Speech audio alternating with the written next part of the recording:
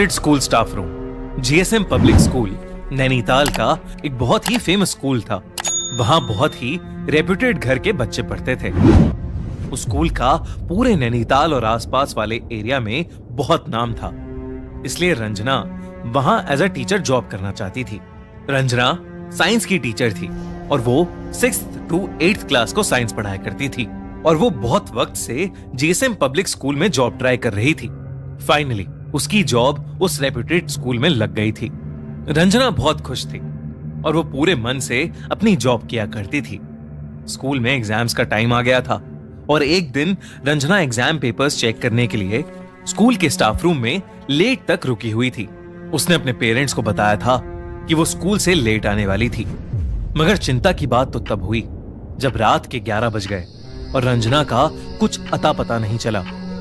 उसके पापा उसे बार बार कॉल कर रहे थे, मगर वो फोन ही नहीं उठा रही थी। देखते ही देखते 12 बज गए, फिर 3 बज गए और फिर अगले दिन की सुबह होने को आ गई। रंजना के पेरेंट्स बहुत परेशान हो गए थे, इसलिए उसके पापा तुरंत स्कूल के लिए निकल गए, मगर स्कूल के गेट पर ताला लगा था। इसके बाद रंजना के पापा सीधा लोकल पुलिस स्टेशन गए और अपनी बेटी की मिसिंग रिपोर्ट दर्ज करा दी। ये सब अभी चल ही रहा था कि रंजना के पापा को उसके स्कूल के स्टाफ रूम वाले नंबर से एक कॉल आया। उन्होंने तुरंत फोन उठाया और उनके पैरों तले जमीन खिसक गई। वो पुलिस को लेकर फौरन स्कूल के लिए निकल गए। वहां पहुंचकर उन्होंने देखा कि स्टाफ रूम में रंजना की लाश पड़ी है। उसके सर पर गहरी चोट लगी हुई थी और शरीर पर ढेर सारे चोट के निशान थे। पुलिस ने यह सब देखकर तुरंत रंजना की डेथ की इन्वेस्टिगेशन शुरू कर दी। उसके शरीर के निशान सीधा इशारा कर रहे थे कि उसे किसी ने बड़ी बेरहमी से मारा है। पुलिस ने जब सीसीटीवी फुटेज चेक किया तो उन्हें उसमें कुछ नहीं मिला। शाम 8 बजे तक रंजना पेपर्स चेक करती नजर आ रही थी और उसके बाद अचानक सीसीटीवी फुटेज करप्ट हो गई थी।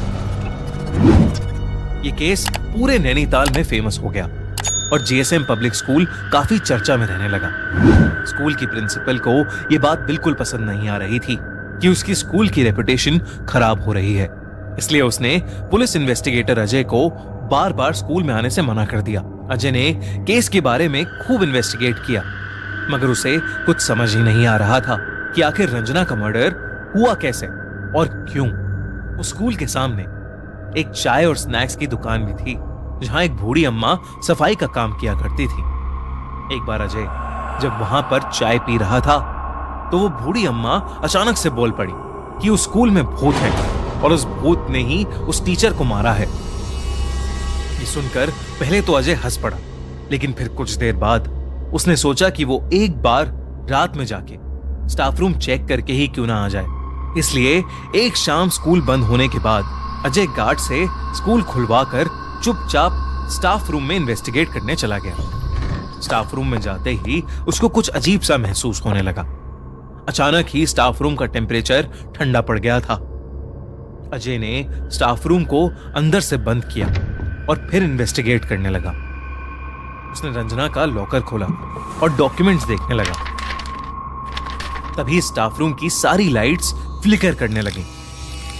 अजय ने ट्यूबलाइट थोड़ी घुमाई ताकि लाइट फ्लिकर होनी बंद हो जाए और वो जलबुझ बंद भी हो गई। इन सब पे ध्यान न देता हुआ अजय दोबारा अपना काम करने लगा कि तभी रूम में लगी ट्यूबलाइट ब्लास्ट हो गई और पूरे स्टाफ रूम में अंधेरा छा गया।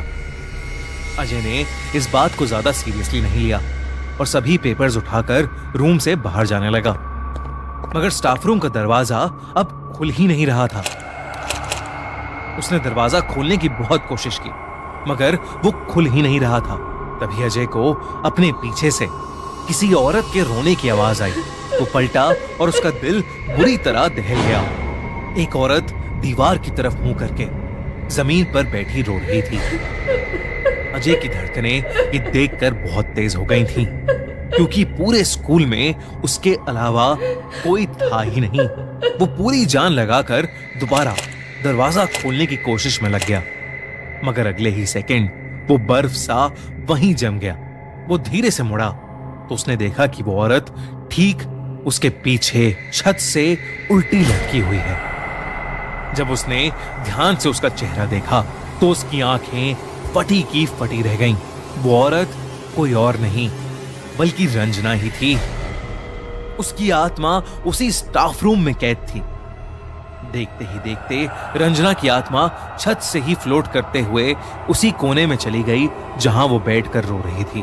उसने जैसे ही रंजना की आंख में आंख मिलाई, रंजना जोर से चिल्लाई और फिर हवा में कहीं गायब हो गई। अजय उस कोने की तरफ गया तो उसने देखा कि स्टाफ रूम की वो दीवार लकड़ी से बनी थी, जबकि बाकी दीवारें सीमेंट से बनी थीं। अजय ने तुरंत वो दीवार तोड़ दी। जो उसने वहां देखा वैसा कुछ उसने आज तक कभी नहीं देखा था। उस दीवार के अंदर इंसानी हड्डियां पड़ी थीं। उन हड्डियों के ऊपर खून लगा था और पास में ही एक गुड़िया रखी थी जिसके गले पर इंसानी बाल बंधे थे। सबसे चौंका देने वाली बात तो यह थी कि उस गुड़िया के नीचे एक तस्वीर रखी थी। वो तस्वीर किसी और की नहीं बल्कि रंजना की ही थी। किसी ने रंजना को मारने के लिए और उसकी आत्मा को ट्रैप करने के लिए काला जादू किया था। अजय ने तुरंत गार्ड से पता किया कि स्टाफ रूम की लास्ट रेनोवेशन कब की गई थी। तो गार्ड ने उसे बताया कि कुछ हफ्ते पहले ही स्टाफ रूम की दीवारों पर पेंट किया गया था। अजय ने गार्ड से रेनोवेशन कराने वाले ठेकेदार का नंबर लिया और उससे पूछताछ की। पूछताछ में पता चला कि रेनोवेशन का ऑर्डर तो प्रिंसिपल ने दिया था, मगर जीएसएम पब्लिक स्कूल के साइंस टीचर अनेक घोष काम के बीच में बहुत बार स्टाफ रूम में आया करते थे। एक दिन वो ही प्रिंसिपल से साइन डॉक्यूमेंट लाए जिसमें लिखा था कि स्टाफ रूम की एक दीवार को लकड़ी का बनाया जाए। इंस्पेक्टर अजय ने तुरंत अनीक को अरेस्ट कर लिया। शुरू में तो अनीक ने कुछ नहीं बोला, मगर सख्ती करने पर उसने अजय को सब कुछ सच बता दिया। धीरे धीरे अनीक रंजना को पसंद करने लगा था, मगर रंजना को उसमें कोई इंटरेस्ट नहीं था।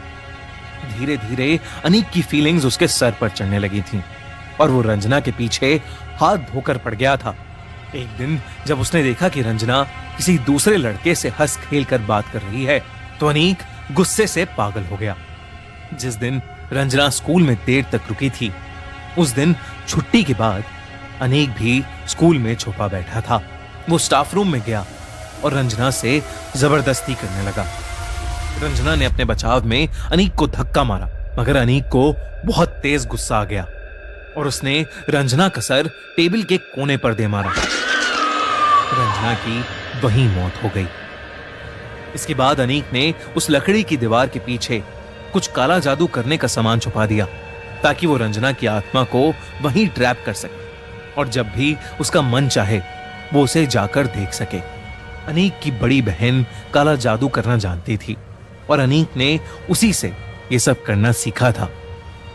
अनीक के खिलाफ एक सॉलिड केस बनाया गया और कोर्ट द्वारा उसे उम्र कैद की सजा सुनाई गई। जीएसएम पब्लिक स्कूल के उस स्टाफ रूम को हमेशा के लिए बंद कर दिया गया, मगर आज भी कई स्टूडेंट्स और टीचर्स ये दावा करते हैं कि उस स्टाफ रूम से आज भी किसी औरत के रोने की आवाज आती है।